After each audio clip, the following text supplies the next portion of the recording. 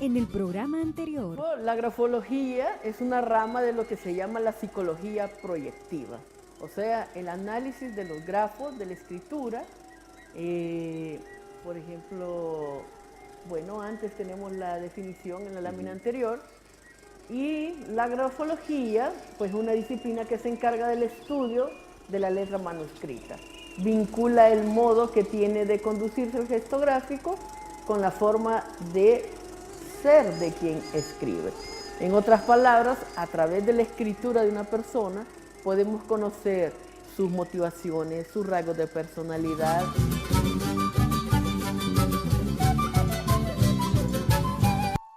Hola amigos, amigas, aquí estamos de nuevo en tu programa ¿Qué pasó entonces? Gracias por estar siempre con nosotros y pues seguirnos de miércoles a miércoles, domingo a domingo, hablando un poco acerca de qué pasó entonces con la historia.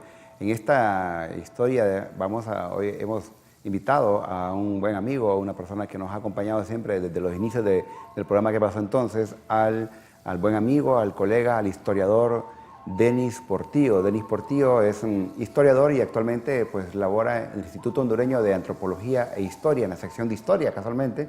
Es uno de los investigadores de Antropología e Historia, al igual también labora como docente de CEUTEC, impartiendo la asignatura de Historia de Honduras. Entonces el maestro Denis Portillo es una persona que está constantemente actualizándose e investigando y también algo importante, está publicando estas investigaciones, y por eso el día de hoy vamos a hablar de un tema interesante de uno de sus trabajos de investigación, que es un referente al empedrado de Tegucigalpa. Qué interesante, ¿no? Un tema muy histórico. ¿Cómo está, maestro? Muchísimas gracias, Arnulfo. Un gran placer que me haya invitado nuevamente, y pues aquí nuevamente para poder compartir lo que son conocimientos que hemos desarrollado a través de la investigación y poder compartirlo pues con todos los televidentes para pues, acrecentar más ese conocimiento sobre lo que es Honduras.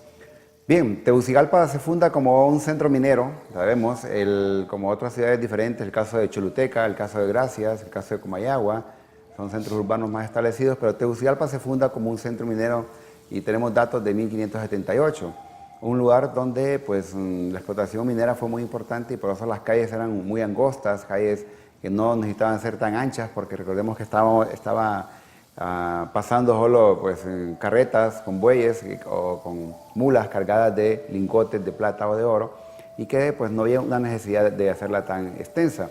Pero algo interesante, maestro Portillo, los caminos son pues, esos que de una u otra forma conducen al desarrollo, abren esos nuevos caminos, esos nuevos horizontes, para la redundancia de palabras, en el cual no es tan fácil, pero en aquel momento histórico, cuando hablamos de estos caminos, estos empedrados, estas calles angostas, ¿realmente Tegucigalpa respondía a ese centro minero? Bueno, hay que entender primero que cuando los españoles vienen a Honduras específicamente, que el primer dato que tiene es precisamente Colón en 1502, de por sí ellos ya estaban buscando rutas comerciales, o sea, estaban buscando caminos. Como bien decía, estaban buscando rutas por donde pues, encontrar oro, metales preciosos y desarrollo, pues buscar un desarrollo económico tanto para España como todos aquellos que se dedicaron o buscaron enriquecerse con esos nuevos descubrimientos. Para el caso de España, como vemos aquí en la imagen, podemos ver que básicamente los españoles, cuando se dedicaron a esas campañas de conquista, no lo hicieron al azar en realidad. Tenían toda una serie de leyes que les permitían realizar lo que estaban haciendo.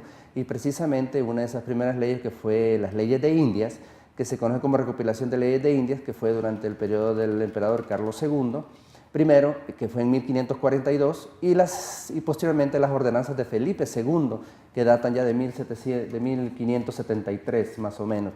¿Por qué lo menciono? Porque en esas leyes y ordenanzas que establecía la corona española, le decía a los conquistadores y posteriormente exploradores qué debían de hacer desde el punto de vista urbano. O sea, les decía cómo debían fundar una ciudad, dónde debían fundar una ciudad, las características que esa ciudad debía tener. Bueno, no se fundaba ciudades al azar. Al azar, exacto. No, en realidad, incluso Los españoles claramente sabían que para fundar una ciudad utilizaban una estructura urbana muy interesante que se conoce como plano en parrilla o de damero, que es precisamente dividir la ciudad en cuadras con avenidas y calles, o sea, un damero. Como en el caso, maestro, ¿de qué ciudades aquí en Honduras? Comayagua, por ejemplo. La ciudad de Comayagua es una ciudad pensada, una ciudad que cuando se fundó en 1536, Alonso de Cáceres utilizó precisamente las leyes de Indias para poder saber cómo fundar esa ciudad. Y es así que se fundaba una plaza en el centro, tirando cuerdas para formar las calles y las avenidas y formar posteriormente las cuadras. Bueno, esa era la forma en que una ciudad española debía fundarse. Por eso encontramos en Tegucigalpa, bueno, hemos dicho en todo Honduras, que usualmente está la iglesia, está el parque y alrededor lo que son las autoridades. Las autoridades, alrededor del parque siempre estaba, pero mejor dicho, la plaza, porque hay que recordar que los españoles utilizaban la plaza primero. Aquí vemos un mapa, por ejemplo, de inicios del periodo colonial y lo que vemos ahí en el círculo amarillo no es más que la zona de lo que es la Alcaldía Mayor de Tegucigalpa y lo que entonces era el Real de Minas de Tegucigalpa. Es un mapa que más o menos le decía a los españoles, y digo yo más o menos porque usted ve un mapa bastante informal, llamémoslo, pero era válido en la época por donde podían llegar los españoles o ubicarse para llegar al Real de Minas. Entonces, insisto, los españoles tenían ciertos fundamentos de cómo formar una ciudad y una ciudad pues tenía su reglamentación establecida. Sin embargo, hay unas excepciones en donde los españoles no siguieron al 100% esas reglas urbanas de cómo fundar una ciudad y esos eran los centros mineros. Los centros mineros son un caso especial, ¿por qué? Porque ningún centro minero en Honduras, y en América, pero en Honduras, vámonos, específicamente tiene acta de fundación, como es el caso de Comayagua, por ejemplo, que un 8 de diciembre de 1537 en realidad. Tegucigalpa no tiene acta de fundación. ¿Por qué? Porque los centros mineros nacían por la presencia precisamente de minas. Los mineros que andaban en busca de ellas, los exploradores españoles que andaban en busca de minas, llegaban a una zona, encontraban minas y se establecían ahí. Se establecían, ¿por qué? Porque lo principal era estar cerca de donde estaba la mina. Es por esa razón que ciudades actuales como la misma Tegucigalpa, como San Antonio de Oriente, como Yuscarán, como el Corpus, como los Cedros, son ciudades que tienen callejones, tienen calles angostas, son empinadas, normalmente no son, desde un punto de vista urbano, bien estructuradas y son ciudades, como se dice desde el punto de vista geográfico, son ciudades quebradas. ¿Por qué? Porque ahí privaba más el interés de estar cerca de la mina que una organización urbana como tal. Ya viendo estos mapas, y sabemos que el maestro Portillo pues es historiador, pero su orientación es en geografía histórica. Viendo estos mapas, era como lo que les funcionaba en ese momento. Exactamente, los croquis que vemos aquí son reconstrucciones. El de la Tegucigalpa, el de la izquierda, es de 1756, es una reconstrucción de un croquis anterior, de un mapa anterior de cómo era la Tegucigalpa de ese entonces, de ese Real de Minas. Y el que lo vemos a la derecha abajo es de 1807.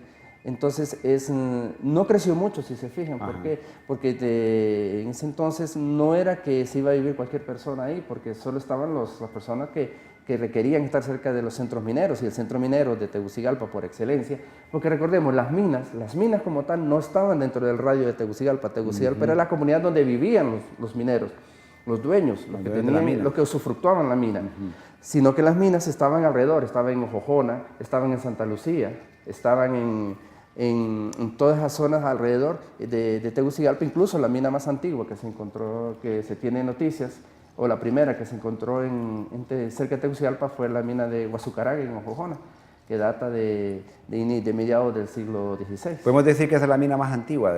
Es la mina más antigua, le sigue después en el pueblo de Santa Lucía, donde está otra de la segunda más antigua. Entonces, como ven, no es que las minas estaban dentro de la ciudad, donde estaban asentados los mineros, sino que estaban alrededor. Pero, por supuesto, ellos no podían escoger dónde iban a asentarse, tenían que estar cerca y buscaban el lugar más propicio. Contrario a Comayagua, insisto, que Comayagua, pues don Alonso de Cáceres escogió el Valle de Comayagua como el más adecuado para fundar ahí una ciudad. Y siguiendo los lineamientos que daba ya la corona, tanto de las leyes de Indias como en las ordenanzas de Felipe II. Ahora bien, Dentro de esas ordenanzas, independientemente del tipo de planta urbana que utilizaran los españoles, ya sea de la planta endamero, que ya le vimos, que es como Comayagua, que es bien organizada, o la planta minera, que es casi al azar precisamente la ubicación de la ciudad, habían unas que sí se llevaban a cabo, que sí se cumplían, y especialmente en los centros mineros, que era precisamente la delineación de calles, delinear una calle. Era muy importante para los españoles esas vías de comunicación, y digo, insisto, en los centros mineros, ¿por qué? Porque era por donde sacaban el mineral precisamente. Este es un mapa que es de inicio de la corona española del siglo XVI, es como estaba dividido lo que actualmente conocemos como Honduras. Ahí vemos la zona de Tegucigalpa, que los españoles conocían como la Alcaldía Mayor de Tegucigalpa, y todas las demás divisiones que ven ahí se les llamaban los españoles partidos, y todos conformaban, eran parte de la gobernación de Comayagua o de Honduras. Entonces, bueno, les decía que Tegucigalpa, ya la ciudad, la vía, el Real de Mina Tegucigalpa, que era como la capital o la cabecera de la Alcaldía Mayor de Tegucigalpa, que era una organización política dentro de lo que era el estatus administrativo español, como toda ciudad española necesitaba forzosamente delinear las calles. Si bien es cierto, en Tegucigalpa las calles son bastante quebradas y bastante angostas, recordemos, insisto, ellos se asentaron aquí por necesidad de estar cerca de las minas, pero algo que sí obedecieron los españoles era precisamente el empedramiento de esas calles. O sea, toda ciudad española, sin excepción, y en eso es hay que decir, una cualidad que los españoles tenían, trataban de hacer lo mejor posible o de estructurar lo mejor posible desde el punto de vista urbano y arquitectónico sus comunidades. Y es así entonces que de las primeras cosas, como bien hablamos hace unos minutos, licenciado, es que los españoles, dentro de lo que era la plaza central, que era donde comenzaba a crecer la ciudad, se comenzaba a estructurar primero la iglesia, que era el poder religioso, pero también estaba el poder civil, que en el caso de Tegucigalpa era el alcalde mayor. Esto que vemos aquí es un plano del siglo XVI-XVII de la casa consistorial en Tegucigalpa. No le podría decir si al final se construyó ese plano también, pero sí se proyectó. O sea que los españoles, independientemente de donde se sentaran o el tipo de ciudad que quisieran, ellos sí llevaban a cabo esa planeación tanto de gobierno como de estructuración por el medio del cual ellos pudieran gobernar mejor la región donde se encontraban.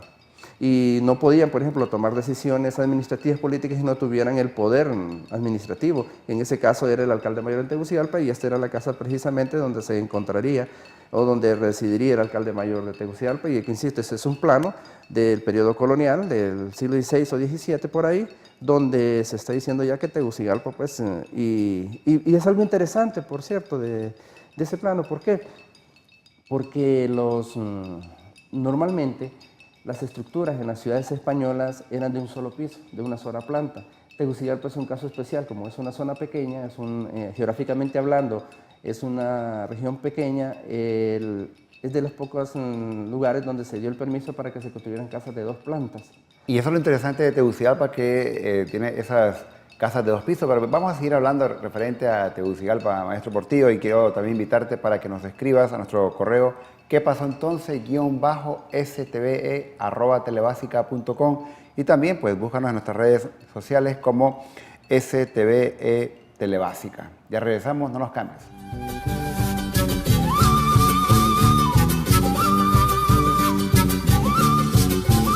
Al centro minero que se encontraba en la zona donde mayor cantidad de plata pues se sacaba.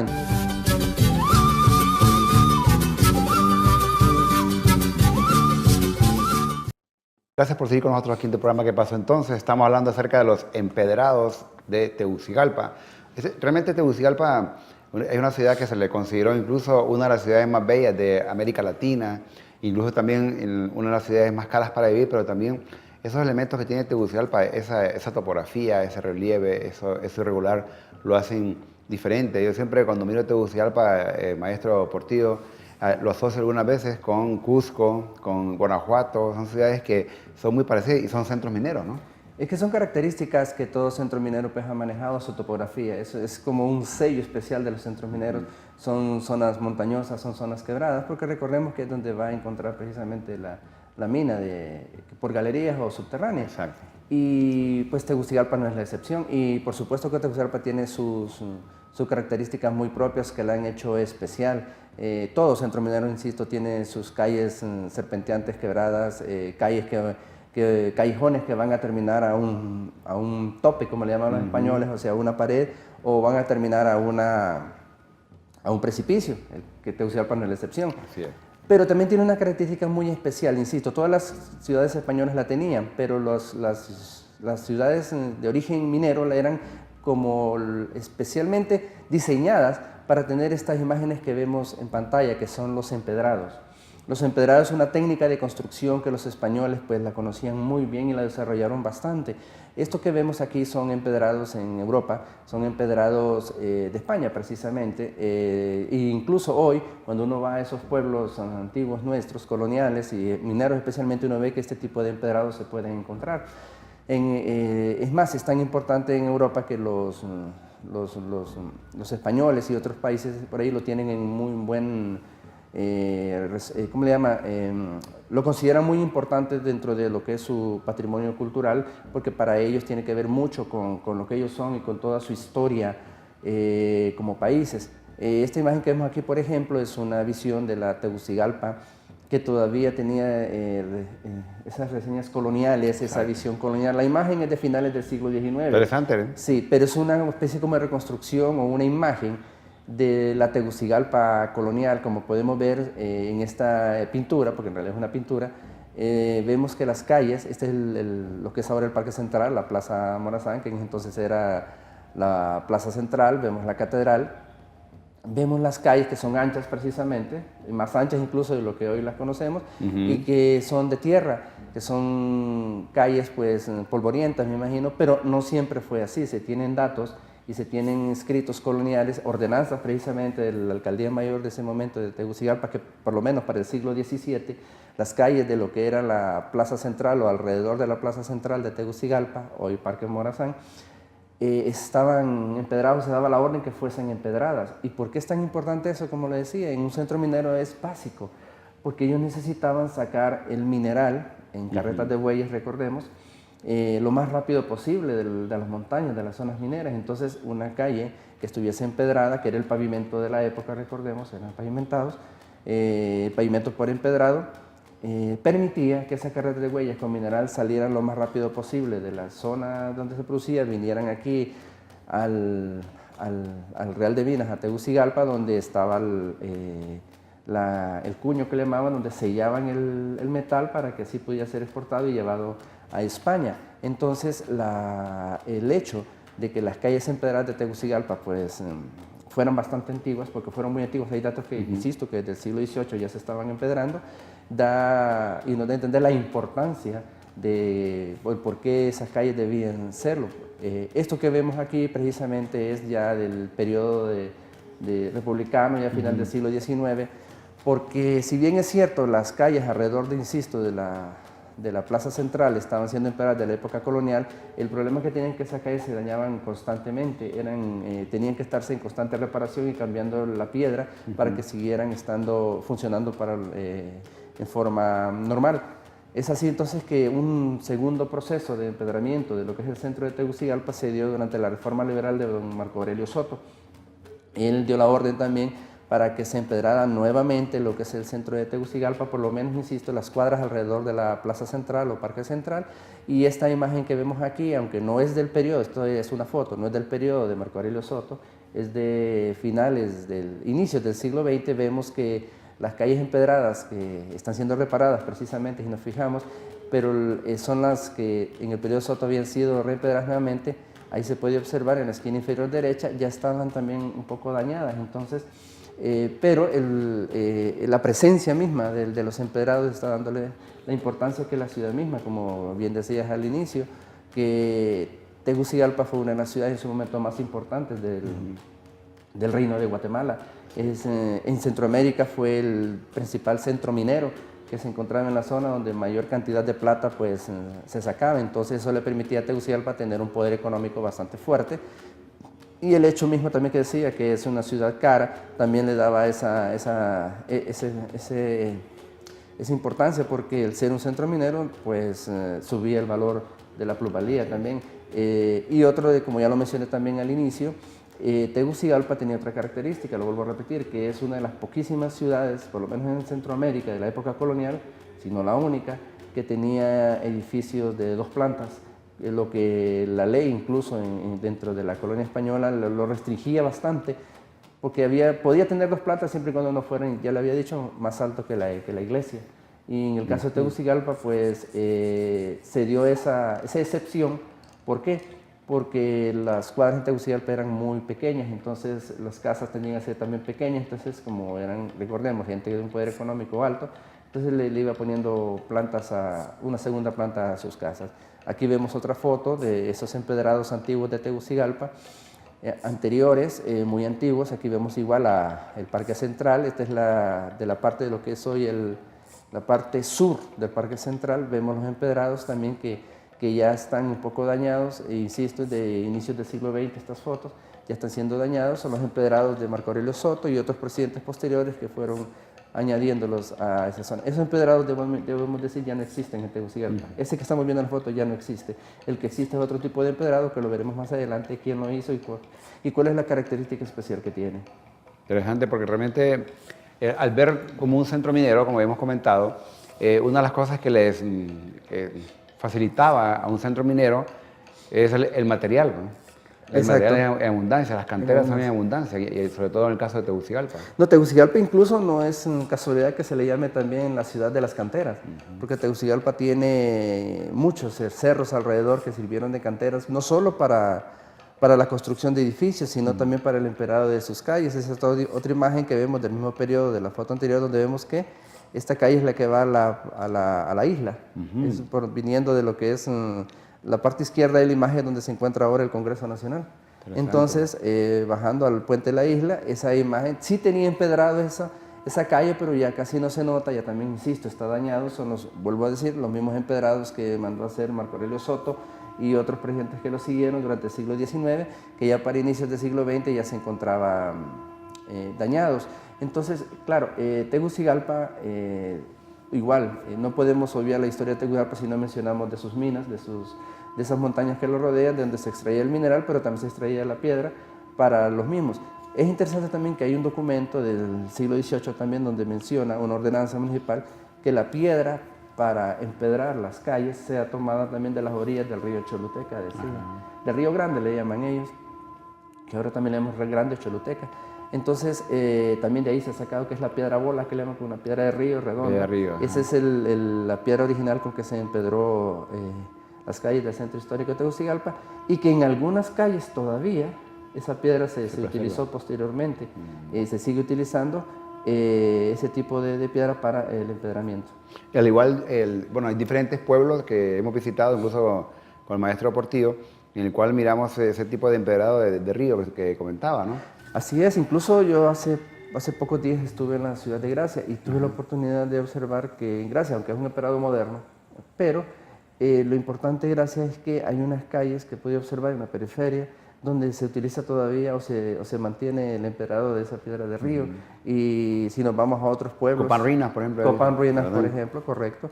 Que hay río cerca, por cierto. Hay río cerca. También otro sería el Corpus, Cedros.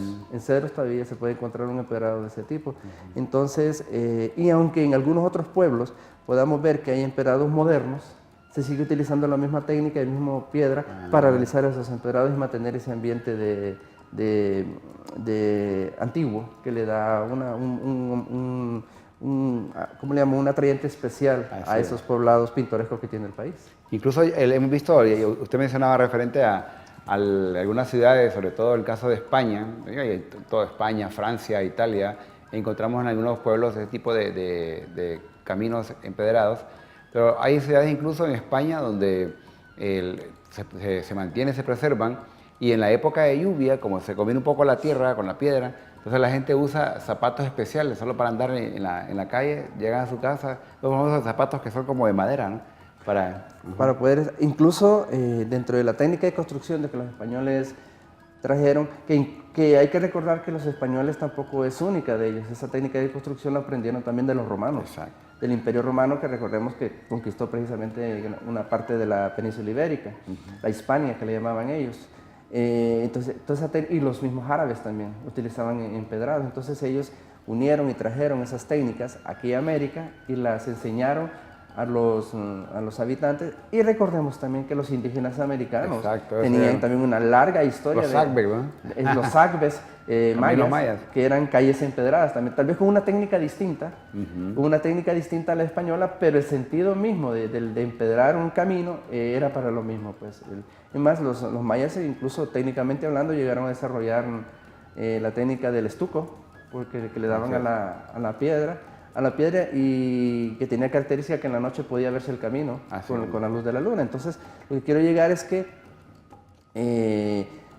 si bien es cierto, los españoles no trajeron algo nuevo a América, e incluso no fue original de ellos, sí, al traerlo a América lo diversificaron muchísimo y aquí en América se utilizó bastante. Incluso ellos mandaban en sus leyes que las calles, por lo menos calles principales de las ciudades más grandes, fuesen empedradas para darle una mayor comunidad a sus habitantes.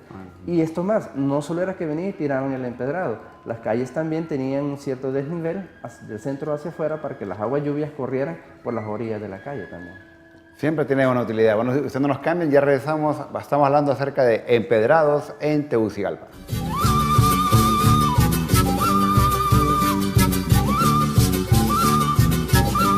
Le tiraron encima los adoquines, lastimosamente. El adoquín todavía está ahí.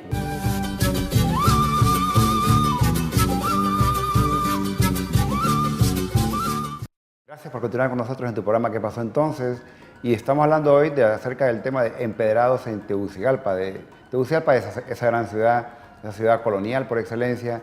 Aquí hubo actividad en la época prehispánica, hubo actividad en la época colonial, hubo actividad en la época republicana, en la actualidad seguimos. Es una ciudad realmente que ha trascendido en la historia de Honduras, el maestro Portillo.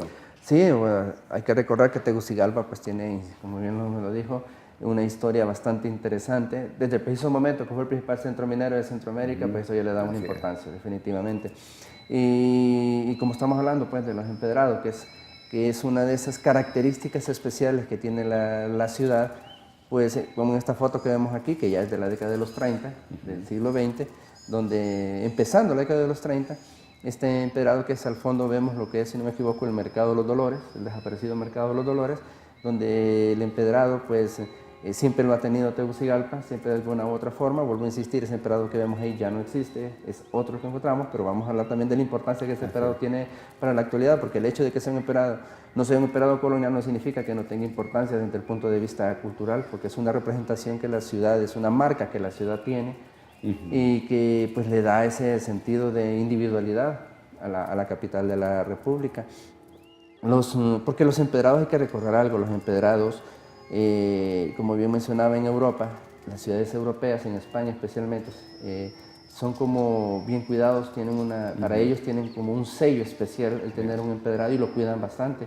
Si no me equivoco, yo en lo personal no conozco, pero sí tengo referencia que la ciudad de Toledo en España es una ciudad que cuida mucho su patrimonio cultural, y entre ellos tienen precisamente esos empedrados, porque son empedrados que ellos le dan una identidad especial. Y como veremos más adelante, insisto, Tegucigalpa, el uso de la piedra que en Tegucigalpa se utiliza, le da una identidad muy especial a esto, que no es casualidad, vuelvo a insistir, que se le llame precisamente la ciudad de las canteras, porque el hecho de la existencia de unas canteras han marcado la historia también de Tegucigalpa desde el punto de vista arquitectónico y constructivo.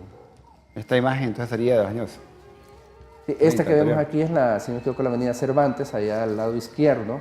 Vemos lo que es una de las torres de la catedral. ¿Derecha? Lado izquierdo, que el lado izquierdo de la imagen, claro. De la imagen, correcto. Sí. De una de las torres de la catedral vemos igual un empedrado antiguo. En esta imagen vemos que es un empedrado que sí todavía y parece entonces encontraba muy buena calidad. Es, insisto, de inicios del siglo XX, inicios de los 30. Vemos que la ciudad pues sí tenía ese nivel de ciudad.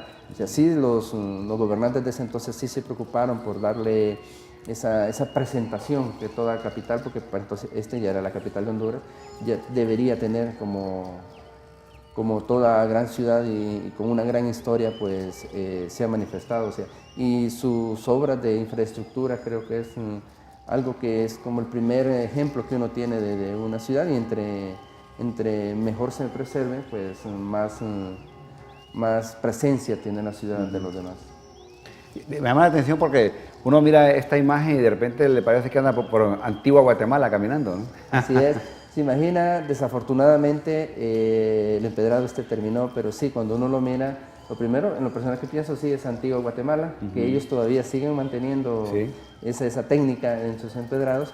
Y como le digo, uno cuando piensa en antigua Guatemala, uno piensa en una ciudad colonial, definitivamente, de forma directa. Y una de las primeras ideas que se viene a la mente, como bien lo dijo, es el empedrado. Ahí venimos a lo mismo que he dicho. Los empedrados, quieras o no, son un sello, son una representación, son una forma en que nosotros podemos asociar a determinada cultura, y en este caso, pues Tegucigalpa lo tuvo en algún momento. Este que vemos aquí actualmente es el costado norte de la catedral. Ahí hay una empresa al costado norte, y al otro lado de la calle, si no me equivoco, es la avenida Colón Este. Este es actualmente un banco ahí en el centro de Tegucigalpa. Ahí está. Es un banco. Pues lo que quiero llegar es que la calle que vemos... Pero ahí hay un punto de taxi, ¿verdad? Ahí hay un punto de taxi, exactamente. Es decir, esta imagen está siendo vista donde están los Lustrobotas, para dar mayor referencia ahí. Exacto, en el sí, centro de bien Tegucigalpa. importante. Es muy importante. Ahí donde están ellos, que hay unos kioscos ahí grandes. Entonces, ahí, esa es la calle que vemos. Esa calle, como vemos, el empedrado está muy, muy dañado. Entonces, bueno, ¿por qué está la imagen? Porque a mediados de la década de los 30 del siglo XX, cuando empezó el régimen de gobierno de Tiburcio Carías Andino, entonces se dio un nuevo proceso para lo que es la pavimentación por medio de adoquines en Tegucigalpa, que es precisamente en ese momento cuando ya empieza a dar un tercer proceso a gran escala para una renovación en las calles de Tegucigalpa. Ya el primer proceso, pues lo dijimos, fue en la época colonial, especialmente el siglo XVIII. Luego vino la reforma liberal de Marco Aurelio Soto y algunos sucesores de él, que a finales del siglo XIX también dieron otro proceso de reparación y empedramiento de Tegucigalpa. Y es así entonces que ya para inicios del siglo XX, en la década de los 30, llega Tiburcio Carías Andino con sus 16 años de gobierno, en donde se dio un tercer proceso de modernización en las calles de Tegucigalpa, y se comienza un nuevo empedramiento, ya con una técnica diferente utilizada de los españoles. Ya se utilizó un sistema por medio de adoquín, y ya no era la piedra por sí misma, sino que ya era labrada, ya se agarraba la piedra y se hacían adoquines con medidas ya establecidas y se iban colocando en el centro de Tegucigalpa. ¿Todavía se mantiene en algunos sitios de esto con adoquines? Todavía están los adoquines. Ajá. Todavía están. Si uno es observador en el centro de Tegucigalpa, ve que abajo de la capa asfáltica que en los años 70 le tiraron encima los adoquines, lastimosamente, el adoquín todavía está ahí. En algunos momentos, en algunas calles, ya se ha levantado y se ha intentado pues dejarlo de alguna forma parecida. Claro, ya no son los mismos. Hay que admitir también que, quieras o no, por mucho que uno quiera cuidar o uno quiera preservar esos elementos originarios, en algunas ocasiones están muy dañados, están muy destruidos y es necesario un cambio. Lo correcto entonces es hacer el cambio, pero tratar de hacerlo de la forma más parecida al original, como estaba, para que no pierda ese elemento, y los que están en buen estado pues se dejan para que siga manteniendo esa originalidad, que es lo que, insisto, le da un sello y le da una identidad a la ciudad. Entonces, en el proceso de 1933, 1934, que empieza a darse un nuevo proceso de empedramiento en Tegucigalpa, por medio del cual ya se comienza a hacer en una forma con ingenieros especializados, por medio de lo que es la dirección de ingeniería del Ministerio de Fomento entonces, y comienzan a dirigir, y aquí vemos las imágenes ya, cuando la imagen que vemos a la derecha, la más grande, el muro que vemos al fondo es el muro de la catedral, es lo que ahora es la peatonal, precisamente. Ahí, como se ven, ya se está delineando la calle por donde se van a colocar los adoquines. Al lado izquierdo vemos otras dos imágenes donde se está trabajando ya en la calle, se está levantando el suelo, se está haciendo la cama de arena para colocar los adoquines encima. Algo muy interesante que pasó durante esos trabajos de adoquinamiento de las calles de Tegucigalpa es que el trabajo en su gran mayoría, o sea, casi todo el trabajo, yo diría que el 95% lo hicieron los presos de la Penitenciaría Central. Dato interesante, ¿no? Sí, quienes, es cierto, quienes dirigieron el proyecto eran ingenieros del Estado, okay, pero quienes hacían los adoquines, por ejemplo, se agarraban la piedra y hacían el trabajo de cantería y los cortaban, eran en la Penitenciaría Central los presos. Y los presos con ¿cómo le llama? Con penas menores, eran sacados a la calle para que ellos construyeran y colocaran los adoquines. O sea que debemos decir que el empedramiento, el pavimento con adoquín de ese periodo de Carías en Tegucigalpa fue realizado por los presos de la Penitenciaría Central. Y eso solo fue algunos trabajos, porque en ese entonces a los presos los ponían a trabajar. Hacer los puentes también. Hacer los puentes también. El puente Carías precisamente fue realizado por ellos también, la mano de obra. Este es precisamente la avenida Miguel Paparahona. Vemos la catedral, uno de los lados de la catedral a la derecha, esta avenida Miguel Paparahona es la peatonal en la actualidad. En la peatonal, al lado izquierdo vemos edificios que ya no existen, ahora se encuentran ahí una empresa comercial, unos bancos por ahí donde se encuentra también la zona donde están los trobotas en el centro de Tegucigalpa. Entonces, aquí esa calle ya está adoquinada, como ven, no se detectan muy bien los adoquines por la forma en que fueron construidos y por la línea que les dieron, pero ya vemos una calle bastante excelente, buena para transitar. Ese proceso de adoquinamiento en Tegucigalpa fue básicamente de 1933 y se extendió hasta 1943 todavía. O sea, estamos hablando de 10 años de un proceso continuo de pavimentación en Tegucigalpa, porque no solo fue las avenidas y las calles alrededor de Tegucigalpa, sino que ya fue todo como Ayahuela también. Porque aquí solo estoy enseñándole las imágenes de básicamente el centro histórico de Tegucigalpa, pero sí nos podemos hablar de la primera avenida hasta la quinta, sexta avenida, también fueron adoquinadas. Que eso era el centro de Comayagüela. El centro de Comayagüela, y se extendía hasta lo que es ahora el obelisco. O sea, todas esas calles y avenidas fueron adoquinadas también en ese proceso. Entonces quiere decir que fue todo un proyecto a gran escala de modernización. ¿Por qué digo de modernización? Porque el hecho de que ya se estuviese trabajando en una pavimentación ya más duradera, una pavimentación ya más profesional, indicaba que había cierto nivel de desarrollo de la ciudad, que como insisto, es una ciudad que desde el inicio, desde que se fue creada, pues tuvo su importancia alrededor de las minas. Para esta época ya las minas ya había caído su importancia, había otros elementos, la capitalidad misma, el hecho de que Tegucigalpa fuese la capital ya le estaba dando un nivel de importancia política mayor, por supuesto. Maestro Portillo, y un poco hablando de estas calles de Tegucigalpa, a veces uno se pregunta por qué en la actualidad se inundan. En aquella época siempre han habido lluvias, además, en aquella época las lluvias eran intensas, ¿no? ¿Qué había de diferencia? Bueno, dentro de este proceso, bueno, desde la época colonial, ya les había dicho que las calles tenían una especie como de desnivel del centro hacia los lados. Eso hacía que las aguas corrieran del centro por las orillas y tuviera desagüe, y todas esas desagües iban a caer al río. Okay. Eran superficiales precisamente, era un desagüe superficial.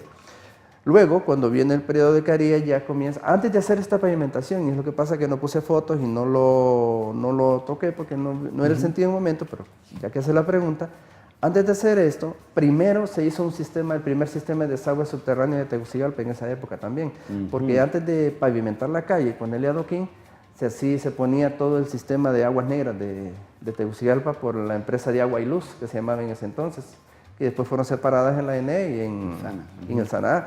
Entonces, o sea, era todo un trabajo de ingeniería. Claro. O sea, no solo venía poner la cama de tierra, poner el adoquín encima, sino que antes de eso venían los ingenieros y ponían las tuberías de aguas negras y de agua lluvias también.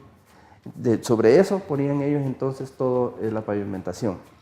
Ahora, sí ha habido inundaciones, o sea, siempre ha existido. Tegucigalpa, por el hecho de ser una ciudad con montañas, ser una ciudad quebrada, bastante quebrada y con sus calles bastante desniveladas, en el sentido de que usted ve aquí una línea recta, son pocas las líneas rectas que hemos Tegucigalpa y son cortas en realidad, si acaso la avenida Gutenberg, la avenida de La Paz, pero lo que es el centro de Tegucigalpa son siempre subidas.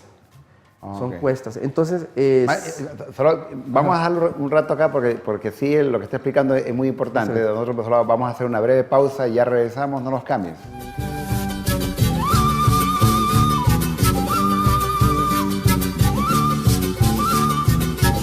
cultural también puede servir como un símbolo de desarrollo.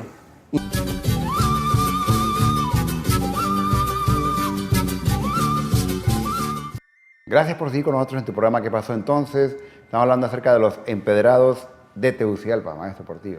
Sí, como decíamos, el hecho de las inundaciones, la verdad que Tegucigalpa siempre ha sufrido, es uno de sus principales problemas que ha tenido, las inundaciones.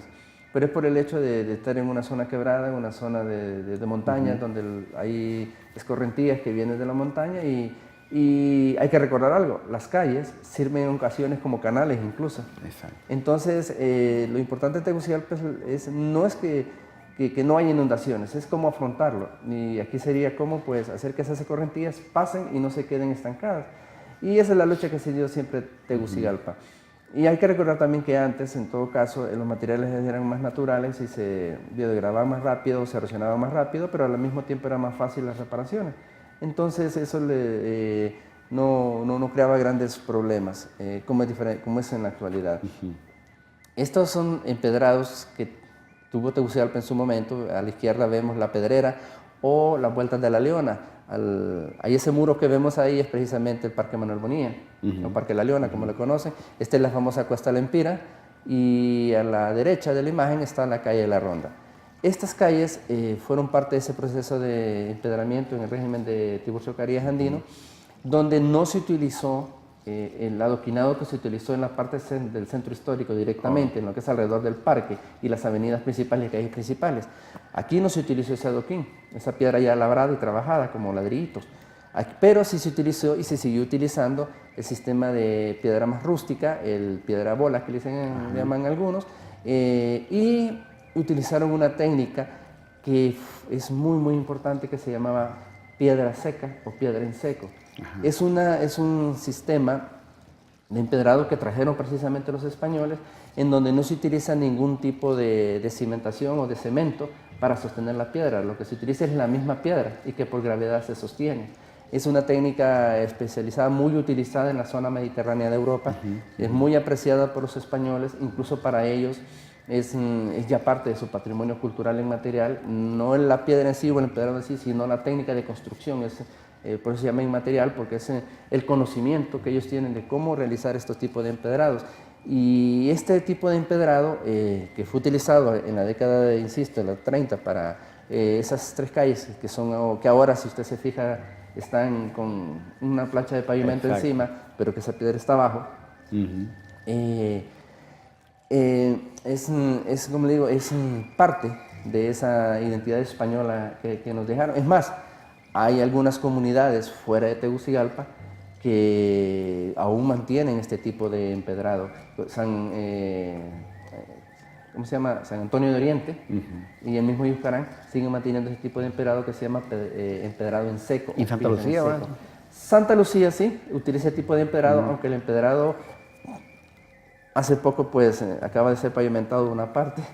Bueno, pero sí sigue manteniendo algunas calles ese empedrado en seco que se llama, que no es de construcción colonial, pero que sí la técnica misma es muy antigua. Entonces eso le da un valor a Santa Lucía. Insisto, ¿quién de nosotros no va a Santa Lucía?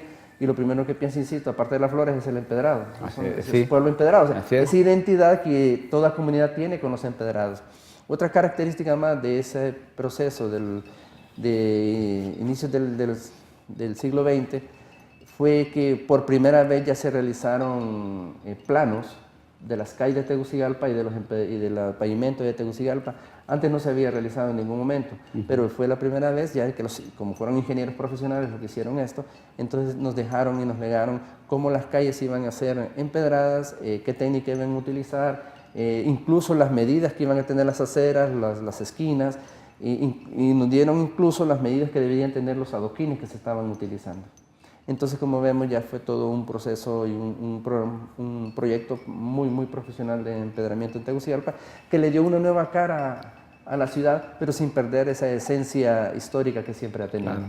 Yo creo que el licenciado Portillo dijo algo importante al principio del programa, que estos empedrados son como una especie de una marca, como un sello, como una identificación en la historia o el desarrollo urbanístico de estas ciudades, como el caso de Tegucigalpa, San Antonio de Oriente, Valle de Ángeles, o Santa Lucía, que pues, nos va identificando con esa época de la colonia. Y hay ciertos lugares incluso que todavía se mantiene este empedrado, o sea, se ve la calidad del trabajo aún ya en la época del presidente Carías y posterior. Ahora, una de las cosas que uno siempre identifica en una comunidad cuando la visita es esas cosas que llaman la atención. ¿Por qué últimamente en algunos lugares que son pues, de trascendencia histórica, colonial, ya prácticamente se ha estado dejando a un lado ese empedrado con la teoría aquella de la modernidad, ¿no? Es que precisamente eso tiene que ver mucho con la percepción que, digamos, las autoridades en ese momento tengan de desarrollo, de un desarrollo. Hay que ver desde qué perspectiva estamos agarrando el desarrollo para determinada comunidad. Tal vez o quizás será que esa percepción que tienen de desarrollo es que es de modernismo. Si vamos a desarrollarnos tenemos que modernizar nuestras carreteras, ya no tienen que ser esas piedras que molestan los carros, sino que vamos a darle un pavimento, vamos a poner concreto hidráulico que va a permitir que el carro pues transite más rápido y que se dañe menos. No negaré que eso ayuda muchísimo, pero la situación es que los empedrados no es que sean malos. Lo único que un empedrado necesita es mantenimiento. O sea, no es necesario cambiarlo, sino mantenerlo. Además hay que recordar que también... No hay baches, ¿no? No hay baches. Que también el patrimonio cultural también puede servir como un símbolo de desarrollo. Insisto, y el mejor ejemplo que tenemos nosotros aquí en Centroamérica es Antigua Guatemala. ¿Quién va a decir que Antigua Guatemala no es una ciudad con un desarrollo basado en su turismo? Y visitado por miles de personas de diferentes partes del mundo. Cientos de miles al año visitan y regresan. Guatemala y regresan, les gusta. O sea, ellos han sabido aprovechar ese recurso que tienen, que se llama, que es su historia. Y los empedrados de Guatemala son parte de esa historia. Entonces tiene que ver más con la percepción que se tenga de desarrollo para poder mantener o no lo que es un empedrado que no necesariamente puede ser colonial. Por ejemplo, estas son imágenes del centro de Tegucigalpa. La de la izquierda es la calle del Comercio que se llama, que no es otra que la calle que pasa al lado del Congreso Nacional y que va a caer al Puente Mayor. Esa es la esquina donde uno se para, que al lado derecho está en la plaza, el Parque Central. Okay.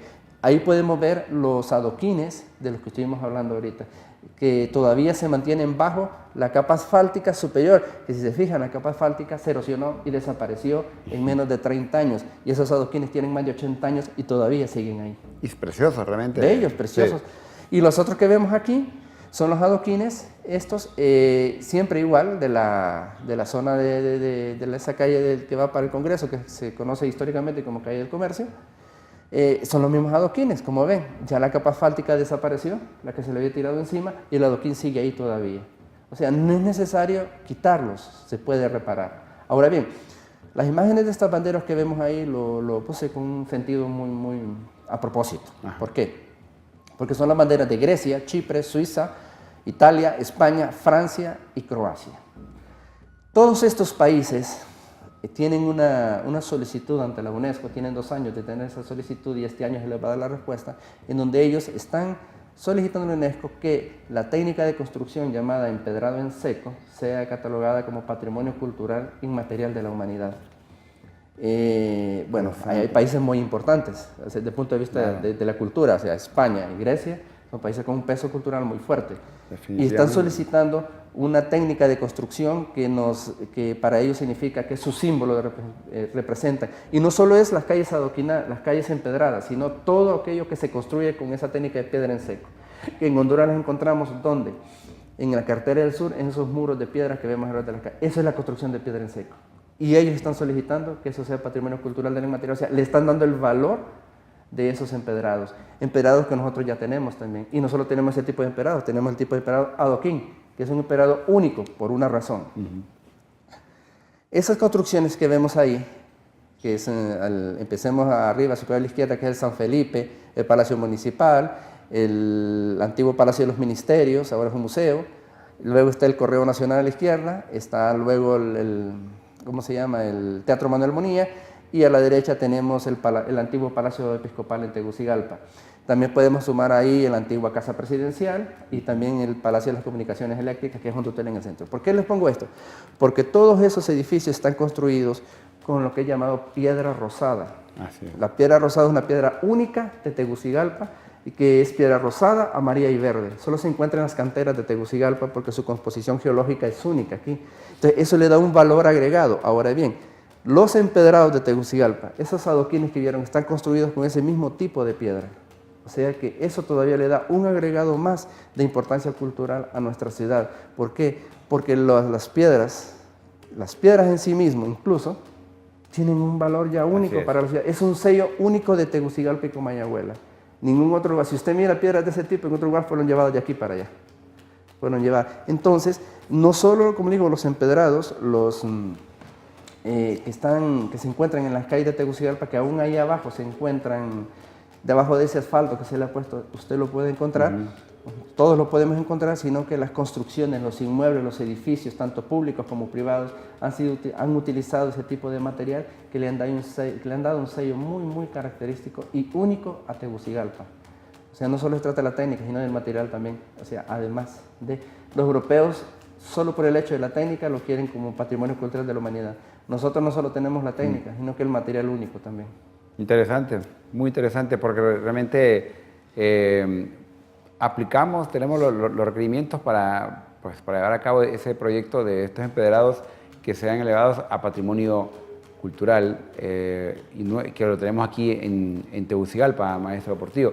Y algo que sí es cierto, cuando uno anda en estas grandes ciudades como en Londres, en Madrid, en París, todas las ciudades europeas se observa bastante ese tipo de, sobre todo el último que usted presentaba, ¿no? Del adoquín. El adoquín, sí. Sí, sí. Que incluso hay máquinas especiales que limpian y que quedan brillantes y le dan, no sé, hay algo diferente en estas calles que cuando uno deambula en estos lugares, ¿no? Le da un sentido de viajar en el tiempo incluso. Sí, lo pone a pensar y uno disfruta porque es. Aparte de ser práctico también, es algo bello, algo interesante que le da una cierta característica especial al lugar donde uno se encuentra. Y más ecológico, ¿no? Más ecológico definitivamente, totalmente natural. Así es. Bien, bueno, tema interesante que nos ha aportado en esta oportunidad el licenciado Denis Portillo, docente de CEUTEC y también trabaja actualmente en el Instituto Hondureño de Antropología e Historia. Mensaje final, maestro. No, como siempre les digo a los jóvenes más que todo, que estudiemos, conozcamos de nuestro país porque uno no ama lo que no conoce. Y entonces amemos Honduras, por lo tanto conozcámosla. Gracias. Bien, y a ustedes, si quieren ser parte siempre de nuestro programa, no olviden escribirnos a nuestro correo ¿qué pasó entonces? _stv@telebasica.com, al igual también en nuestras redes como STVE Telebásica. Así que estamos siempre para servirte y gracias por seguirnos en este programa de ¿Qué pasó entonces? Soy Arnulfo Ramírez de la Costa, nos vemos en la próxima. Hasta pronto.